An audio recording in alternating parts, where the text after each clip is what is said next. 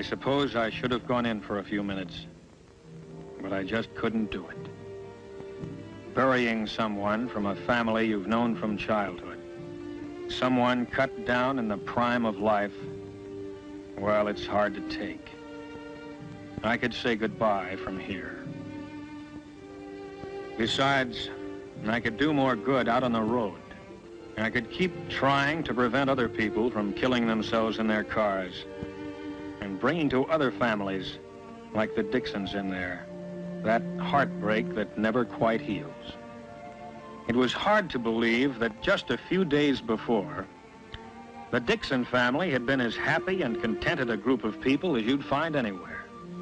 Frank Jr. had just come home from college to give his dad a little help on the farm for the summer.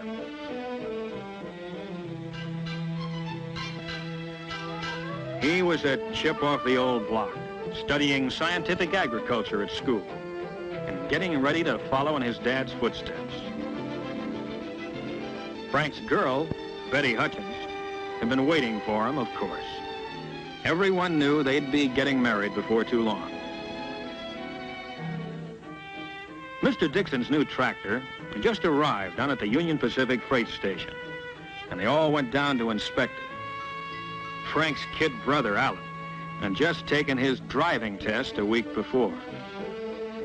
Alan sure wanted to drive his dad's new tractor, but until he actually received the license, Dad Dixon wasn't letting him on the highway, not even on a tractor.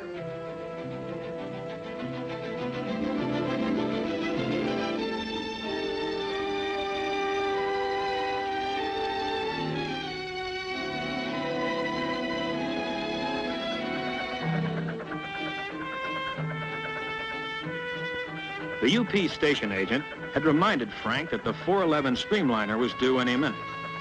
And of course, with Betty there, he wasn't taking chances anyway. If everyone was that careful all the time, well, a lot of people in the cemeteries would be alive today. It was the next Monday that Alan Dixon's first driver's license arrived in a noon mail delivery. Boy, was he proud of that license. He couldn't wait to show it to his brother. After all, your first license is sort of a milestone. It means all the roads are now open to you. He was proud of the license, naturally, and just as naturally, wanted to make use of it on any errand that his dad or his mother or his grandfather could think of. The only trouble was, I had to choose that moment to drive in and spoil things. Of course, when you've known a family as long as I'd known the Dixons, they don't treat you as a cop, but as a friend. Well, thanks, Miss Dixon. Looks like you're going to have another Dixon to worry about, Hal. Alan got his driver's license. Oh, is that right? Well, let me see it, would you? You bet. Well, I guess that makes it official. When'd you get it? Just came today. Oh, just today, huh? Why'd I see you out driving on Highway 30 yesterday morning? This is my fault. I let him take the car to go and see his girl. I'm sorry I let him have it. I shouldn't have done it. But Alan shouldn't have asked for the car. No, he shouldn't have. Fine way to be starting your driving career. Violation already. I'm sorry. Well, it's only a technical violation. I didn't come here to arrest you, Alan. I knew you'd be getting that license any day now, and I thought this would be a good time to come by and tell you a few of the facts of life about driving before you get started. Now, these are accident reports from my headquarters. Each figure represents someone injured or killed in the state. On city streets, farm roads, highways, and railroad crossings. All the facts and figures are here. Well, some of them you've read about in the papers. Big, spectacular crashes caused by terrific speed, or drunk driving, or some other form of what I call near insanity. But most people only squeeze the law a little, at stop signs, in restricted speed zones, and the like. Little violations that most people get away with time after time. Maybe getting a ticket, or a warning like Frank Jr. did, but without getting hurt. But those little violations, those little chances you take day by day, that's where you start playing roulette with your life. You're taking a big gamble with your life when you violate a no passing line on the road. You're taking a big chance on the car in front when you follow too closely at highway speeds. Maybe a man will do these things 100 times in perfect safety. Squeeze the law and nothing happens. But don't forget that other law, the law of averages. Sooner or later, it catches up with you. Now, this accident was number 1 for the driver involved. First one he'd ever had. But it was his last one, too. He took one little chance too many. Frank is taking too many chances in his car. Oh, he'll be all right. Won't he, Al? He'll be all right if he takes to heart what I told him about signs. Signs of life. That's what stop signs and all the other road signs really are. And missing one of them as you drive along, or just ignoring it, well, that's one of those little things that kills people. Wherever there's a hazard on the road, there's usually a sign to tell you about it, like a curve warning, or a right-of-way sign, narrow bridge, signals ahead, do not enter, no passing, and many others. But for too many drivers, a stop sign like this, for example, has no importance unless they can see cars crossing the road ahead right now. A school crossing sign. For some drivers, seems to mean little or nothing. Unless there are children actually crossing the street at that moment. As for railroad crossings, some drivers act as if the warning signs and tracks don't even exist. Unless there's a streamliner passing by right in front of them. And even then, hard as it is to believe, there are many accidents where the driver ran past 3 warning signs and straight into the side of a moving train. It has happened in broad daylight, but it happens even more often at night. That's when the warning sign, the signal, the crossbuck are really your signs of life. Yes, the sign is still there, but you have to be twice as alert to see it. If you hadn't seen the signs, this train might come as a surprise to you.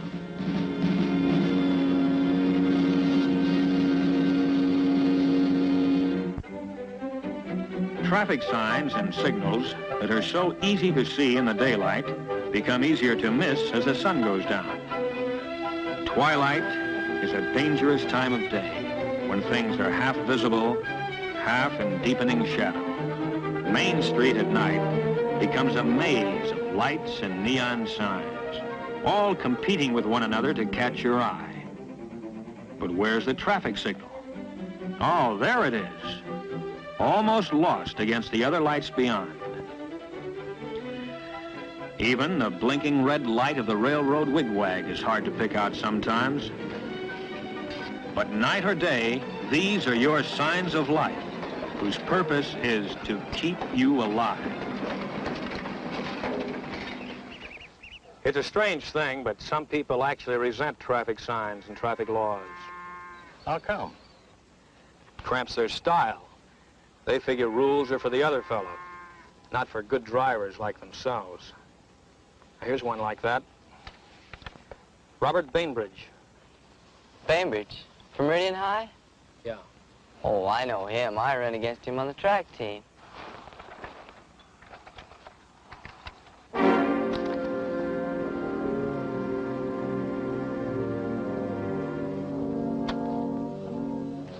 I knew him.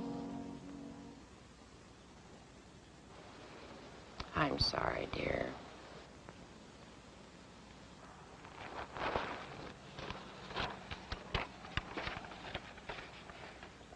Robert Bainbridge, age 17.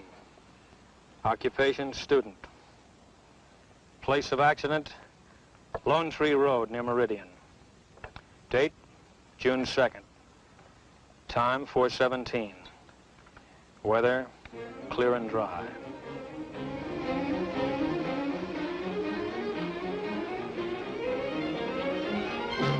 I gave him the light and siren on Highway 41 when he was doing about 70.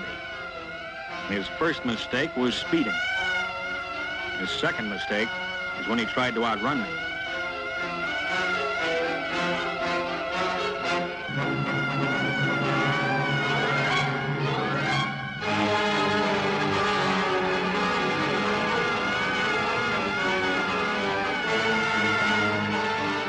Then he turned off into Lone Tree Road. That was his third mistake. I didn't chase him on that gravel road. I didn't want him to keep up that speed on such a treacherous footing.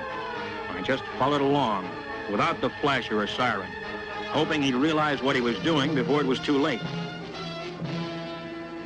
I lost sight of him around a turn. He took it way too fast for gravel.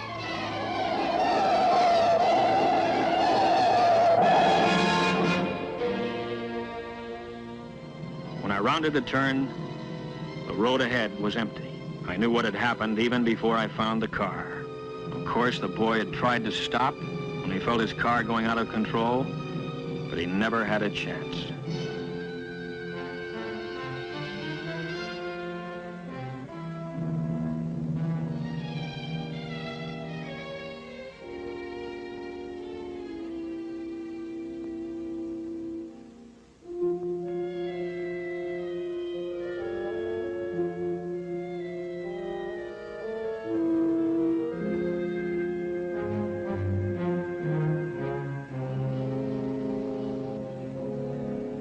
I can't understand it. Why did he do it? You tell me. That's one thing the reports don't show. Why people do things with a car that make no sense at all. Well, I guess a young fellow in a car figures he's quick enough to save himself. Quick enough? If a human body could match a machine. When you get to be my age, you slow down. Well, you can remember the old days, can't you, Mr. Dixon? Yep. When a tandem bicycle wasn't just a showpiece for an old-timers' day celebration, but a real, honest-to-goodness means of transportation. Sometimes we forget that there are plenty of people on our highways today who grew up in that horse and buggy age. Those narrow, two-lane country roads that used to be so quiet, peaceful, are now several lanes of high-speed traffic. The roads that used to wind gently around the hills now slice through mountains with nothing to slow you down. And many a rail crossing that stopped you in the old days is now a high-speed underpass or overpass. Everything in the world of transportation has improved. Everything except the drivers. We still have to use the same old equipment. Our eyes and ears and reflexes. They haven't improved a bit. No, they haven't. When I was a kid, I run 100 yards in 11 seconds. Yeah, he used to run me down in about 3 jumps. No gaff? 11 flat. That's faster than I ever run it in. Well, point is, Alan, you have to face a much greater danger on the road than your grandfather did, with no better equipment. No better personal equipment, that is. Oh, the highways and the cars are better and faster, of course. And that's where the danger is. Yes, danger. Even with sensible, safe-driving people on a highway as smooth as silk, with no traffic lights and no intersections to worry about. You might wonder, where is the danger we keep talking about? Well, here's one danger: fatigue. On long trips, fatigue is a big hazard. You should stop at least once every hour. Get out, stretch your legs, get those cobwebs out of your head. Weariness slows down your reactions, and at 60 miles an hour or better, you can't afford it.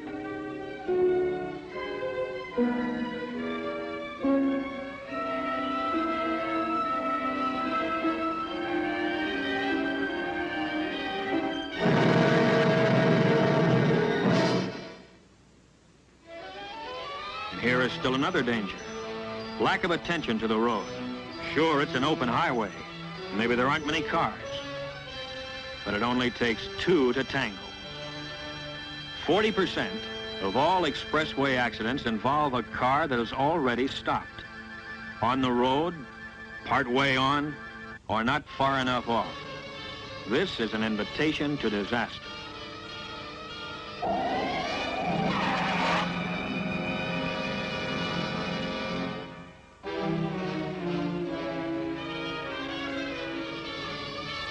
Here is another hazard of our superhighways that we patrolmen see all too often. Every time you have to hit your brakes hard, ask yourself, why weren't you ready for the danger that suddenly developed? The parked car that suddenly pulls out without looking is always sudden, of course, and always surprising. The man who decides at the last moment to make a turn. The entering car that fails to yield the right of way. Well, sure, the other fellow's often wrong, and if he causes a crash, it's all his fault. But you may be dead just the same.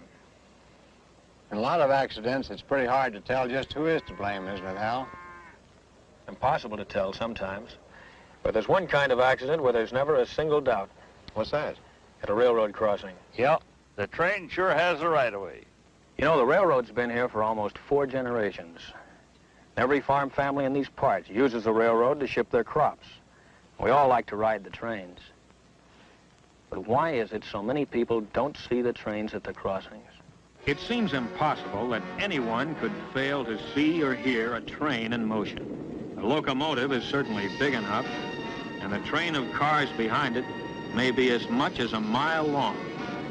And yet, many people who have lived through a crossing accident will say, where did the train come from? I never saw it until it was right on top of me. Where did it come from? Well, it came on the rails. It couldn't come from anywhere else. But if you paid no attention to the signs, didn't look, and didn't listen, then to you it came out of nowhere. An approaching train starts the signal while it is still some distance away. Never try to guess how far away. Don't guess at all. And don't be impatient, because the train's coming and it can't stop.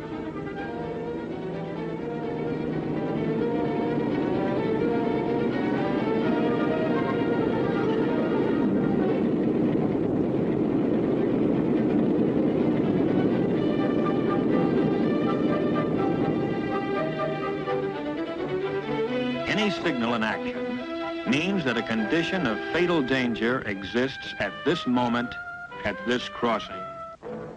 Maybe the last train you waited for was a slow freight and took several minutes to cross. But the next one may be a fast freight, eyeballing to the coast on a tight schedule.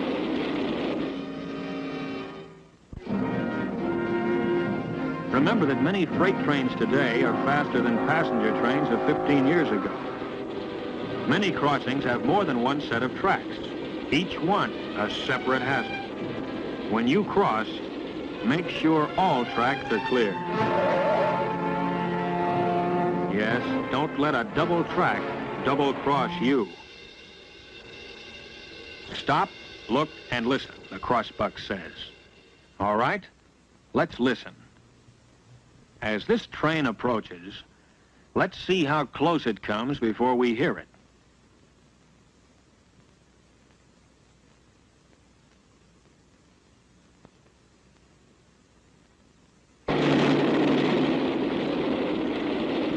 Now, where did that train come from? Where does any train come from? It comes on the rails, of course. And who gets killed at the crossing? Someone who's crossed that same track at the same place 1,000 times before. But just one time, he didn't look. One time is all it takes.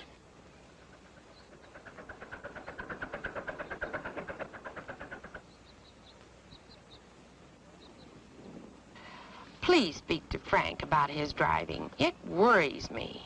Okay, I will. I'll do it tonight. I surrender, Hal. I give up. What's the charge? No charge, Frank. I'm just giving Alan some free advice now that he's a licensed driver. Boy, I remember that advice you gave me the other day at the stop sign. Well, you keep it in mind. I will. Dad, can I take the car into town now? Okay, Alan, go ahead. But take it easy. Oh, I'll be real careful. Goodbye. He'll be all right. Look at the guy go. Hey, maybe we better go along with him, make sure he gets there all right. Okay, buy me soda. Okay, fine. Goodbye, everybody. Bye.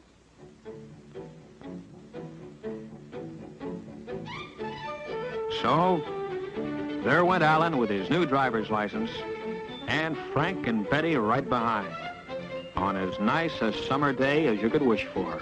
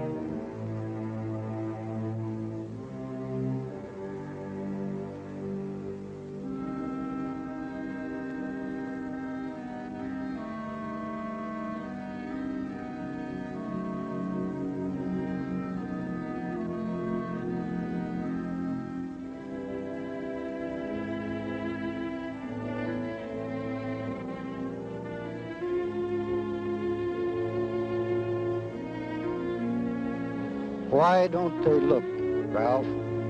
Tell me. Why don't they look? No, I didn't go in. Burying someone like young Frank Dixon is too hard to take.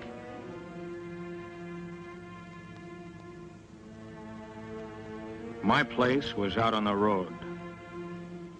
Out on the road, I could at least try to keep other people from killing themselves in their cars. So if the next car I stop happens to be yours, don't tell me you were only speeding a little, only breaking the law a little, only doing something a little bit wrong. Save that for somebody else, brother, because I see too many little follies that end up with someone a little bit dead.